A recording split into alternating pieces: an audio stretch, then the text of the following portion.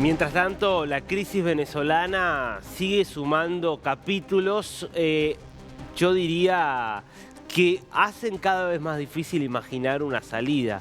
Por lo menos después de que el ministro del Interior, de que Diosdado Cabello, de que el número 2 del régimen, de que quien probablemente sea el rostro más brutal del régimen de Nicolás Maduro, le pegara un portazo, pero realmente violento, a cualquier salida negociada, al menos por ahora. ¿Por qué? Porque hace 24 horas la noticia y la expectativa pasaba por una reunión que iban a mantener Nicolás Maduro con los tres presidentes que vienen manteniéndose en una posición de negociación, en una posición, podríamos decir, equidistante. Lula da Silva de Brasil, Andrés Manuel López Obrador de México y Gustavo Petro de Colombia. Y era precisamente el canciller de Colombia, Luis Gilberto Murillo, quien confirmaba que esa reunión se iba a producir. Escuchémoslo para recordarlo. Los presidentes dialogaron y consideraron que era necesario, obviamente, expresar su posición frente a lo que sucedió con la orden de captura de Edmundo González. Y también el presidente Petro ha liderado una convocatoria para que probablemente en el día de mañana se pueda realizar una reunión de los tres presidentes con el presidente Maduro para expresarle sus posiciones, tener un diálogo dentro de la confidencialidad diplomática para encontrar soluciones, y allí van a determinar sus posiciones de fondo, ¿no? Lo que no han querido, obviamente, es limitar la posibilidad de mediación, de facilitación, porque se requiere que algunos países jueguen ese papel, porque lo que suceda en Venezuela, obviamente, tiene implicaciones para Colombia y para la región. Clarísima aquí lo que anticipaba Luis Gilberto Murillo. Probablemente vaya a haber una reunión, seguramente va a ser mañana. Esto mañana era por ayer. Bueno, no solo no hubo reunión, pasaban las horas, la reunión no se producía, sino que escuchá lo que anoche a última hora le respondía en su programa con el mazo dando Diosdado Cabello a Murillo, pero te diría que a todos los que están pidiendo y esperando que haya una negociación internacional. Mira. Por ahí anda un señor apellido Murillo, canciller colombiano. Murillo, ¿ah? Murillo. Parece más bien como que fuera Morillo, ¿ah? Monteverde. Sí, sí. Traicionan hasta sus propios orígenes, ¿vale? Por su nivel de entrega, por su nivel de sometimiento. Ese señor cree que puede venir a meter las narices aquí en Venezuela, es el canciller de Colombia. Pero en verdad no es canciller de Colombia. No, no. Él es canciller de los Estados Unidos en Colombia. Me explico. Él es un funcionario del gobierno de los Estados Unidos. Terrible, terrible. ¿Qué tienen que andar metiéndose las narices con lo que pasa en Venezuela? Pero aparte, el nivel de violencia de las acusaciones contra Murillo. Todavía no hemos visto la respuesta de Gustavo Petro, pero está hablando del canciller, del presidente que dentro de lo que es el universo democrático, saquemos las dictaduras, dentro de lo que es el universo democrático, el presidente más cercano fue Petro. Lo fue a ver a Miraflores, lo recibió a sí mismo en territorio colombiano, hizo todos los esfuerzos posibles para justamente normalizar la relación de Venezuela con el mundo.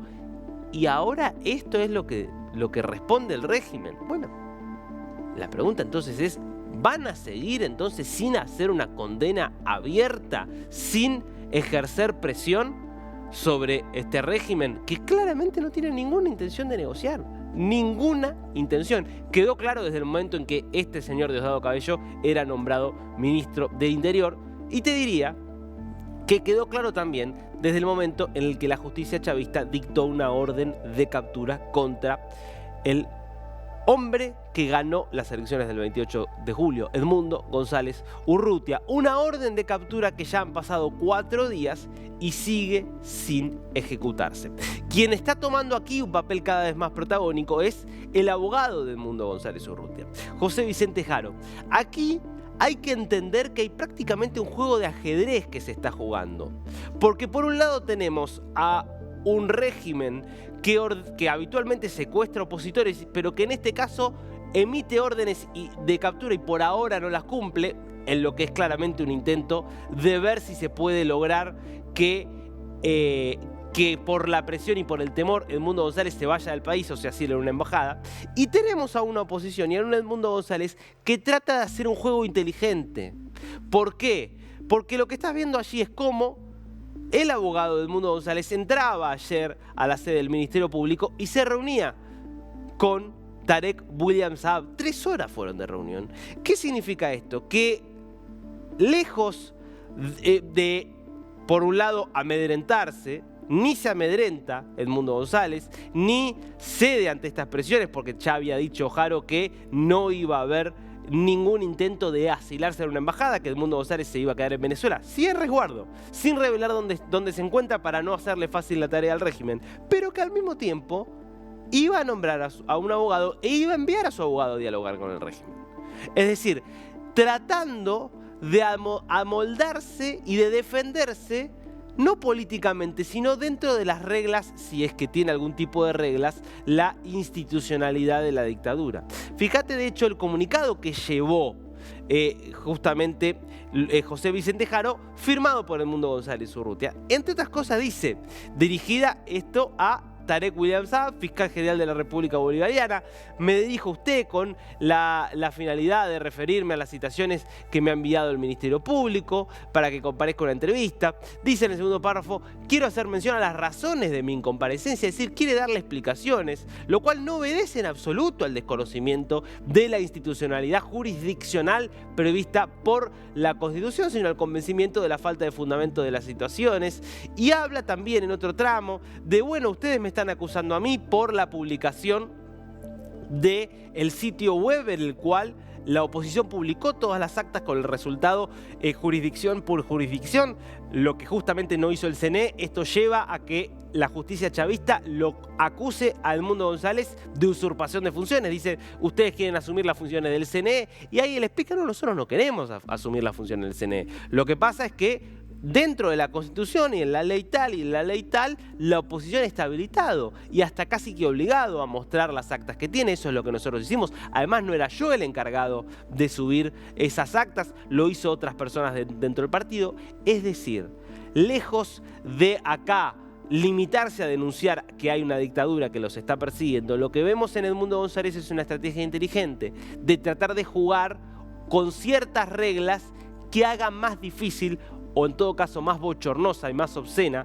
una eventual arresto y un eventual secuestro. Con lo cual seguimos en esta situación que podríamos llamar de detente, de stand-by, donde está pendiente la orden de captura, pero la orden de captura no se ejecuta. Mientras el panorama internacional, como te mostrábamos recién, se va volviendo cada vez más cerrado para el régimen. A esto hay que sumar una noticia que llegaba desde el Pentágono, desde justamente el Departamento de Defensa de los Estados Unidos, y es la confirmación de que hay un soldado estadounidense bajo arresto en Venezuela. Un miembro de los Marines, de justamente lo que es la Infantería de Marina de los Estados Unidos, que ingresó y fue arrestado el 30 de agosto y que está en uno de los sótanos del SEBIN, este organismo de inteligencia y persecución política que tiene el régimen. Claro, ¿por qué Estados Unidos no ha planteado esto como una agresión? Porque este marín no ingresó a Venezuela como estando en funciones, estando justamente en representación de las Fuerzas Armadas, sino a título personal. No está claro con qué objeto y además sin haber cumplido ciertos requisitos a nivel migratorio. Por lo pronto no tenía la visa que correspondía para poder ingresar a Venezuela. Esos son los argumentos del régimen para detenerlo. Claro, ¿qué es lo que está queriendo hacer el régimen? Lo mismo que hace Irán, lo mismo que hace Rusia. Secuestrarlo, tenerlo bajo su custodia, como hizo por ejemplo en su momento con los ejecutivos de Citgo, la filial estadounidense de PDVSA, para eventualmente utilizarlo en un intercambio de prisioneros y para presionar a Estados Unidos para que libere sanciones a cambio de liberar a quien es hoy un rehén estadounidense en suelo venezolano. Un panorama en esta crisis venezolana, en este drama que se va haciendo cada vez más difícil, pero una oposición que, como vemos, es inteligente y está decidida a seguir peleando por la libertad en Venezuela.